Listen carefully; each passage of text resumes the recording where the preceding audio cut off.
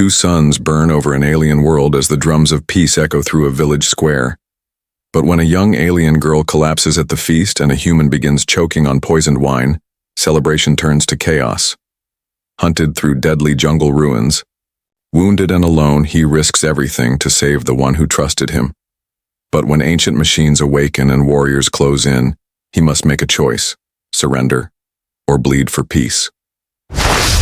If you are new here, then please subscribe this channel and show thumbs up by liking the video. Now let's move to this wonderful story. The twin suns hung low over the horizon, casting long golden shadows across the alien village. Warm orange light bathed the strange buildings, which were made of dark stone and thick vines. At the center of the village was a wide open square, where villagers moved with excitement, preparing for a feast. Fires burned in tall pits, their smoke curling into the sky. The smell of cooked meat, sweet fruits, and spices filled the heavy air. Jalen sat at the long wooden table in the middle of the square. He was the only human there. His clothes were simple, his face sunburned, and his eyes alert. Many of the villagers had never seen a human before. They looked at him with curiosity, some with wide eyes and wonder, others with cautious stares. Their faces were painted with colors Jalen did not recognize, and their clothes were made of plant fibers and beads. They whispered to each other, stealing glances in his direction. Jalen understood that trust here was thin. The peace between his people and this tribe was still new. One mistake could break it. His mission was not only to explore but to prove that humans could be allies, not threats. Beside him sat a young alien girl named Selah. She was the daughter of the tribe's leader. Her skin was pale with a soft green tint, and her long hair shimmered silver in the firelight. She had been kind to Jalen from the first day, teaching him a few simple words in her language. She even laughed at his clumsy attempts to speak. Around them, the feast began. Villagers sang in their native tongue, their voices rising in rhythm with the slow beat of drums. Woven banners hung from poles, fluttering in the wind. The chief, an older alien with dark blue skin and many golden rings on his arms, stood and lifted a large cup carved from crystal. He spoke loudly in a deep voice. Jalen only understood a few words: welcome, peace, friendship. The crowd clapped and cheered. Jalen smiled and raised his own cup in return, trying to show respect. Platters of food were placed along the table. Roasted animals with glowing scales, bowls of colorful fruits, and pitchers of thick drinks that smelled sweet but bitter at the same time. Jalen remembered the warnings from his doctors back on the ship. Alien food could be dangerous. Even a small bite might poison his body. But he also knew refusing to eat could be seen as an insult. This moment mattered. Peace was built on small things: sharing a meal, showing respect. Selah picked up a yellow fruit and bit into it with a gentle smile. Her silver eyes sparkled as she leaned toward Jalen, saying a word he didn't understand. Her voice was soft, musical. She laughed and nodded, encouraging him. Others at the table began eating too. There was joy in their voices, a sense of celebration. Jalen took a breath and picked up a piece of meat. It was soft and slightly green, smelling like a mix of honey and ash. He bit into it carefully. It was strange, but not bad. Then he took a sip of the drink. It burned as it went down his throat, leaving behind a sharp taste like metal and sugar. He forced himself to smile and nod. For a few minutes, everything felt fine. The villagers laughed and clapped. Music echoed through the square. Children danced between the tables. Jalen started to relax. Maybe he had worried too much. Maybe tonight would truly be a step forward. Selah leaned close again, whispered another word, and laughed softly. Jalen smiled at her.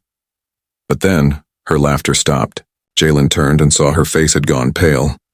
Her silver eyes widened with fear. She swayed in her seat and dropped her cup. It spilled a thick blue liquid across the table. Then she fell forward, her head hitting the wood with a dull sound. Cries of alarm rose around them. Villagers jumped from their seats. Some clutched their stomachs. Others pointed at Jalen, shouting in a language he didn't understand. Fear turned to panic. Jalen stood quickly, reaching for Sayela. Her body was limp, her breathing was shallow, her skin turning gray. She was poisoned. And then Jalen felt it too. Heat crawling over his skin, his stomach twisting. Pain flared in his chest. His fingers gripped the edge of the table. Sweat poured down his face. His vision blurred. The poison was strong, fast. He could feel it trying to shut his body down, but something inside him pushed back. Training, medicine, the stubborn strength of a human body built for survival. He breathed deeply, forcing the pain aside. Slowly, his mind cleared. He looked down at Sayela. She was dying. Then he heard it, the sharp click of weapons. He looked up and saw warriors approaching with spears and blades. Their eyes were wild with fear. To them, Jalen was the cause of this, the outsider who brought poison to their feast. One of them shouted and threw a spear. It missed him by inches. Others moved to surround him. Jalen made a choice.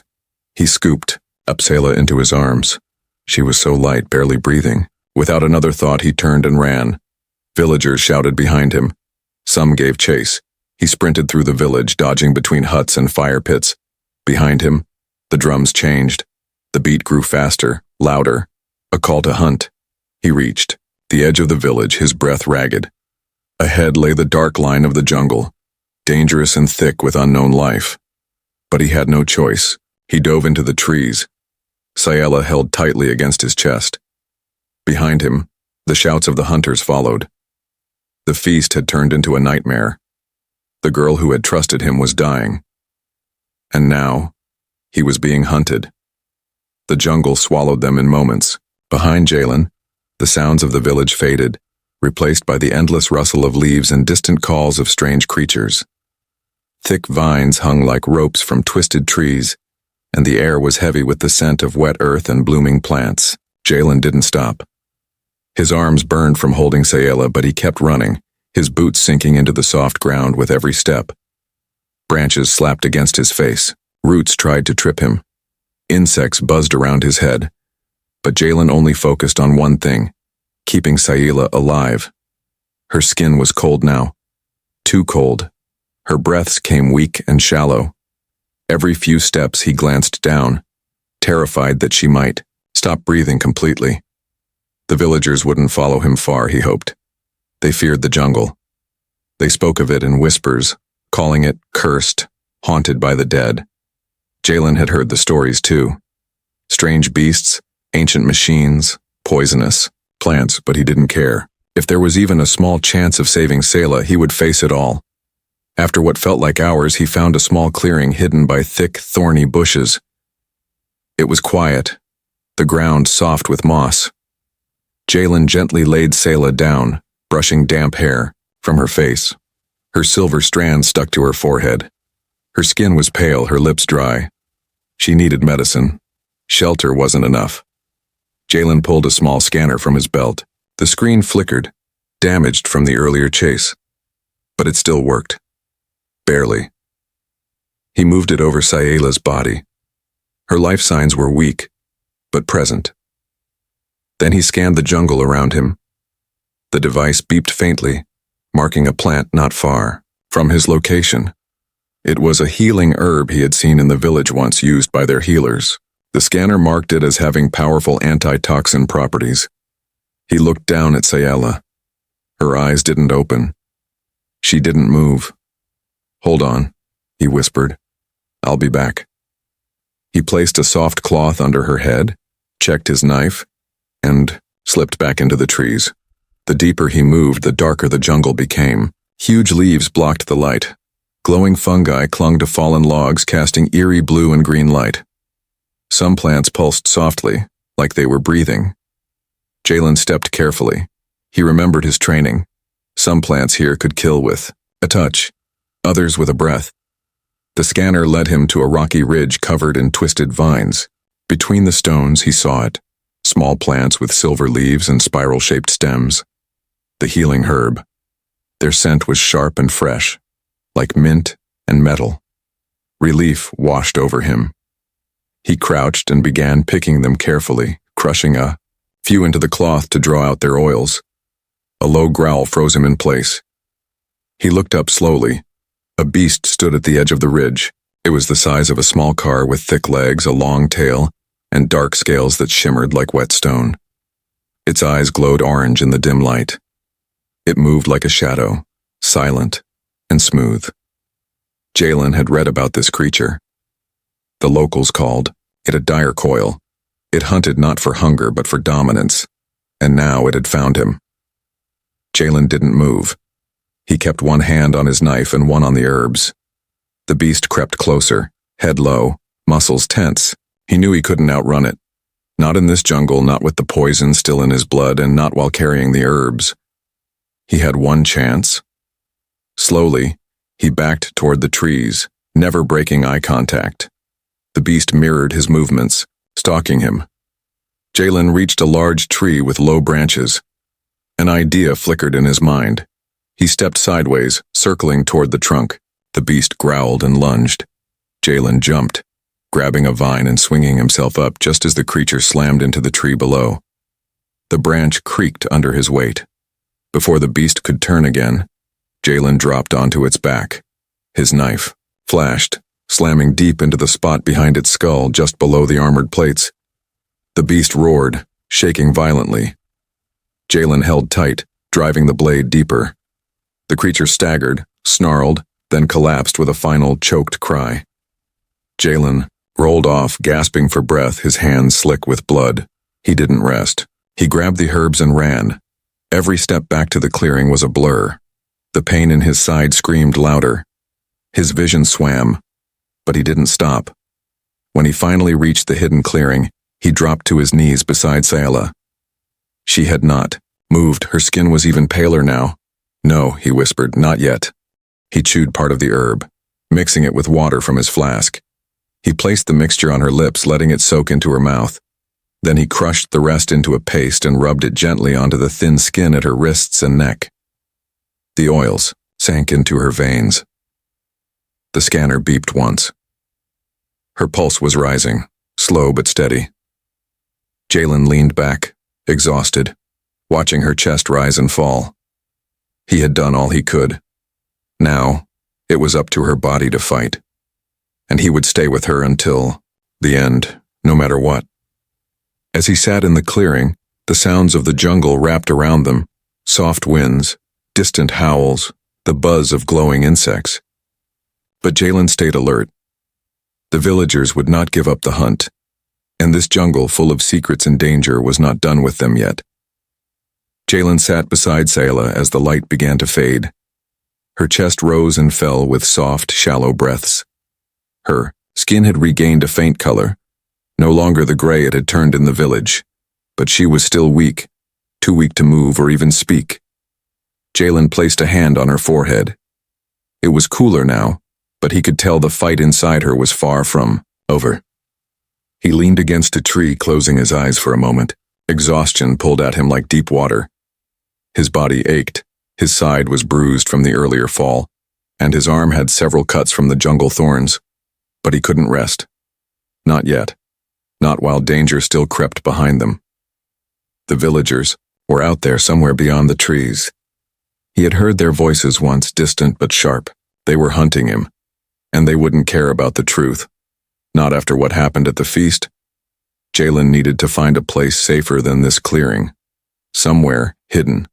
Somewhere strong. He thought back to a fragment of information he had seen on his ship. A warning in an old alien database. Ruins deep in the jungle. Places left behind by an ancient people. Cursed, some said. Guarded by machines, others whispered. But the stories also spoke of healing chambers and forgotten tech. Maybe those ruins could save Sayla. Maybe they could protect her. He stood and looked down at her. "I have to move you," he whispered. He wrapped her gently in a cloth torn from his coat and lifted her once more. She didn't wake. Her head rested against his shoulder, her hair brushing his cheek like silk. The jungle seemed darker now, the air heavier. Strange lights flickered through the leaves, some soft and blue, others sharp like tiny fires. The trees grew taller here, their roots twisting like ropes across the ground. Jalen moved slowly, carefully. Every step was a choice. Every sound made him tense. Birds screamed in the canopy above. Insects hummed like distant machines. After hours of walking, just when his arms were about to give out, he saw it. A wall of black stone, hidden behind a curtain of thick vines. Strange symbols were carved into the surface, lines and curves that glowed faintly when touched by light. Jalen pushed the vines aside. The wall extended into the jungle on both sides, but at its center was a tall archway, a doorway, wide and dark. He stepped through. Inside, the air changed. It was cooler, drier. The floor was smooth stone, covered in dust. Along the walls, tiny lights flickered on as he moved, casting a pale glow that showed more carvings and broken statues. The place felt silent but not dead. Like it was waiting, Jalen moved deeper into the ruin, his footsteps echoing softly. He found a chamber with a large raised platform in the center. It looked like a bed, though made of the same black stone. He laid Sayela down gently, folding the cloth around her to keep her warm. She stirred slightly but didn't wake. Jalen looked around the room. To one side, a panel was set into the wall, covered in old buttons and glowing lines. He approached it slowly, running his fingers over the symbols. They were like the ones he had seen in the alien archives, but older. He began pressing combinations, hoping something would happen. A soft hum filled the room. The panel lit up fully. One of the walls slid open, revealing a small pod, half metal, half glass. It was shaped like a cocoon. Inside were soft pads and strange tubes that connected to glowing tanks. Jalen stared at it. This had to be a healing device. Maybe not built for Sayela's kind, but it was the only hope he had. He tore more cloth from his coat to make cushions inside the pod. Then he crushed the remaining herbs and placed them near the intake tubes, hoping the machine could use them. He lifted Sayela again and gently laid her inside. Her body looked so small, so still. He touched her hand and closed the pod. It sealed, with a hiss. Lights along its side blinked slowly.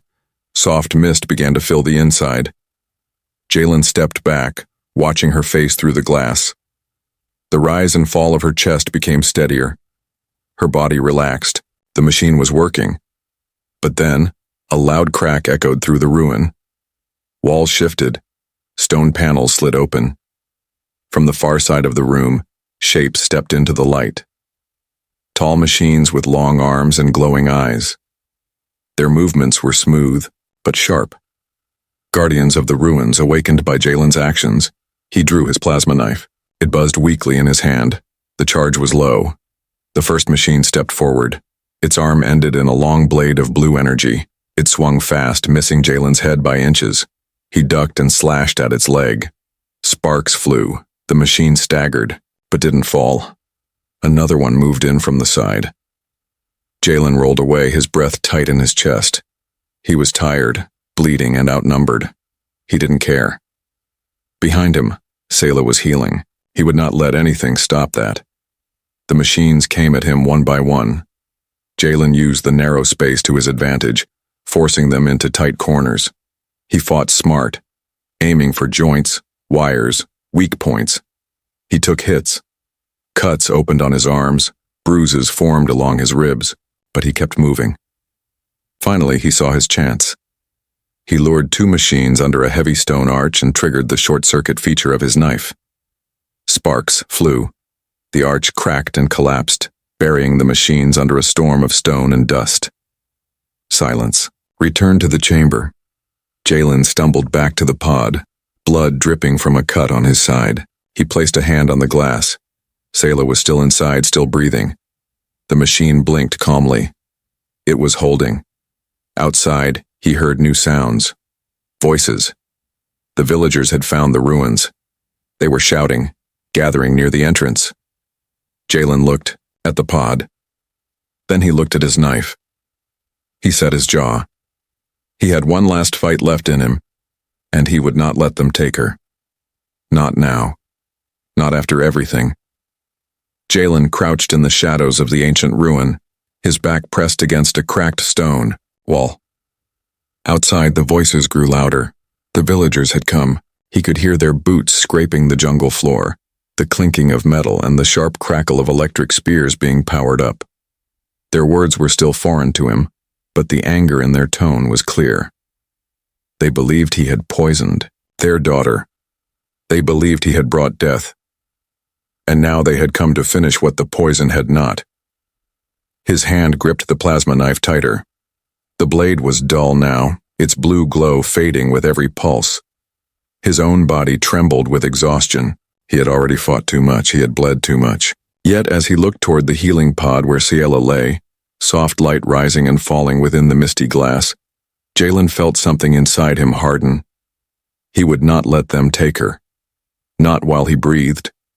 The first figure stepped through the doorway of the ruin holding a torch high. Behind him came others, armed and ready. Jalen stayed low, waiting for the right moment. The firelight flickered across the carved walls, casting strange shadows that danced like spirits of the past. As the lead warrior moved farther into the room, Jalen sprang from the darkness. He struck fast, knocking the torch from the warrior's hand and sending it clattering across the floor. A second warrior shouted and raised his spear, but Jalen dodged and drove his shoulder into the man's chest, sending him sprawling. Chaos erupted. The narrow halls of the ruin made it hard for the villagers to move in groups, and Jalen used that to his advantage. He struck quickly, using walls for cover, always keeping himself between them and the healing pod. But it wasn't enough. More kept coming. Two warriors rushed him at once. Jalen blocked one, but the other slammed a staff against his ribs. Pain exploded through his side. He dropped to his knees, gasping. Another hit followed, striking his back. He collapsed against the cold floor, his knife skidding out of reach. They surrounded him now, their weapons buzzed, ready to end it. One warrior stepped forward, face full of fury, raising his spear for a final blow. Then everything stopped. Soft hiss filled the air. The healing pod opened. Mist poured out, swirling around the room, and there, standing weakly inside the pod, was Ciela. Her hair clung to her skin, still damp from the healing mist. Her eyes, though tired, burned with something new. She stepped forward, her voice shaky but clear. She spoke words Jalen couldn't understand, but the villagers did. Every weapon lowered. Every eye turned toward her. She walked slowly, each step heavy, until she reached Jalen's side. She knelt and placed her hand on his shoulder. Her voice rose again, stronger this time, filled with emotion.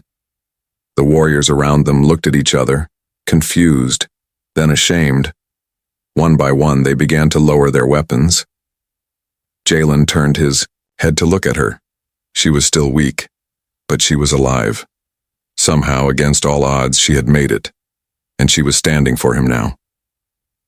The matriarch stepped forward from the crowd. Her eyes, once full of suspicion, were now full of something softer, understanding. She spoke a few quiet words to Ciela. Ciela answered, her voice trembling. She pointed to Jalen, then to herself, then placed her hand over her heart. The silence in the ruin was deep and heavy. Then, slowly, the matriarch nodded. Jalen didn't understand the language, but he understood the moment. The fight was over. He sat up slowly, pain shooting through his side. Ciela helped him, her fingers warm against his arm. They looked at each other, no words needed. Outside, the jungle winds stirred the leaves. Hours later, Jalen sat beside Ciela at the edge of the ruin under the light of the rising suns. Her head rested against his shoulder. The villagers had left quietly, leaving food and supplies behind. A symbol of respect, of peace. Ciela turned her face up to his. "You stayed," she said in soft, broken English. Jalen smiled. "I had to." She closed her eyes. "You bled for me." He looked at the scars on his arms, at the dried blood on his shirt. He nodded. "I'd do it again." She didn't speak after that, and she didn't need to. The silence between them was full of meaning. In the distance, the jungle whispered. They had survived its dangers. They had survived each other's fear, and together, they had found something stronger than survival. They had found trust. Jalen looked at the stars slowly blinking into the darkening sky. Somewhere out there, his ship still waited. But he didn't want to leave. Not yet. Not when something so rare, so powerful, had just begun to bloom in the heart of a ruined world.